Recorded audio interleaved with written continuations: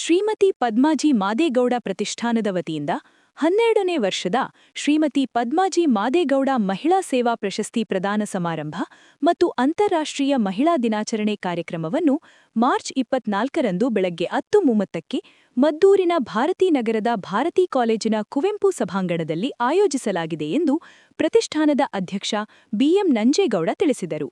ಸುದ್ದಿಗೋಷ್ಠಿಯಲ್ಲಿ ಮಾತನಾಡಿದ ಅವರು, ಕ್ಯಾನ್ಸರ್ ತಜ್ಞೆ, ಪದ್ಮಶ್ರೀ ಪ್ರಶಸ್ತಿ ಪುರಸ್ಕೃತೆ ಡಾ.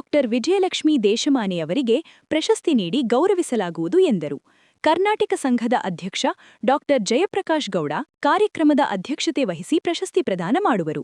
ವಿಧಾನ ಪರಿಷತ್ ಸದಸ್ಯ, ಮಹಾತ್ಮ ಗಾಂಧಿ ಸ್ಮಾರಕ ಟ್ರಸ್ಟ್ನ ಅಧ್ಯಕ್ಷ ಮಧುಜಿ ಮಾದೇಗೌಡ ಘನ ಉಪಸ್ಥಿತಿ ವಹಿಸುವರು.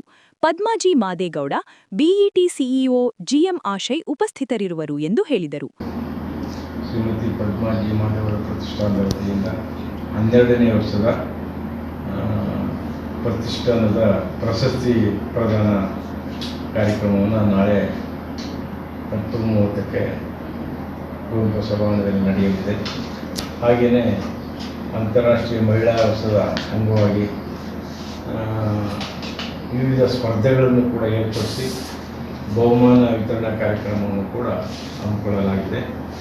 ಆ ದೃಷ್ಟಿಯಿಂದ ನಾಳೆಯ ಒಂದು ಕಾರ್ಯಕ್ರಮವನ್ನು ತಾವು ಪತ್ರಿಕೆಯಲ್ಲಿ ಬರುವ ರೀತಿಯಲ್ಲಿ ಪಬ್ಲಿಸಿಟಿ ಕೊಟ್ಟು ಸಾರ್ವಜನಿಕರನ್ನು ಕೂಡ ನಾವು ಆಹ್ವಾನಿಸ್ತಾ ಇದ್ದೇವೆ. ಹಾಗೆಯೇ ಹೆಚ್ಚಿನ ಪ್ರಚಾರನ ಕೊಡಬೇಕು ಈ ಸಂದರ್ಭದಲ್ಲಿ ಅಂತ ಹೇಳಿ ಈ ಮೂಲಕ ತಮ್ಮಲ್ಲಿ ಕೋರ್ತಾರೆ. ಈ ಸಮಾರಂಭದ ಈ ಕಾರ್ಯಕ್ರಮದ ಸಮಾರಂಭದ ಅಧ್ಯಕ್ಷತೆಯನ್ನು ಪ್ರೊಫೆಸರ್ ಜಯಪ್ರಕಾಶ್ ಗೌಡರು, ಅಧ್ಯಕ್ಷರು, ಕರ್ನಾಟಕ ಸಂಘ, ಇವರು ಅಧ್ಯಕ್ಷತೆಯನ್ನು ವಹಿಸ್ತಾರೆ.